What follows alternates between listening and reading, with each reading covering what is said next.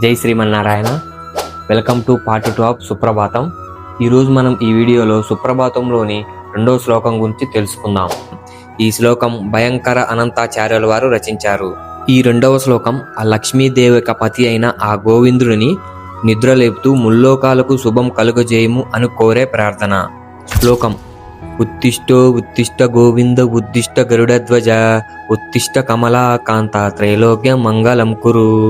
శ్లోకం యొక్క అర్థం: గోవింద అంటే గోవులను రక్షించినటువంటి వాడా, ఉత్తిష్ట లెమ్ము లేదా నిద్ర మేల్కొనుము, గరుడధ్వజ అంటే గరుడ వాహనమును కలిగినటువంటి వాడా, కమలాకాంత లక్ష్మీదేవి యొక్క భర్త అయినటువంటి వాడా, త్రైలోక్యం మంగళం కురు అంటే 3 లోకాలకు మంగళం, మంగళం అంటే శుభం, 3 లోకాలకు శుభం కలుగజేయము అని అర్థం.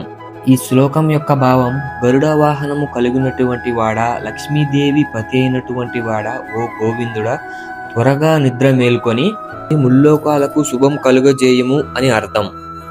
ఈ వీడియో మీకు నచ్చినట్లయితే లైక్ చేయండి. ఇలాంటి మరిన్ని వీడియోస్ కోసం మా ఛానల్ సబ్స్క్రైబ్ చేసుకోండి. ఓం నమో వెంకటేశాయ.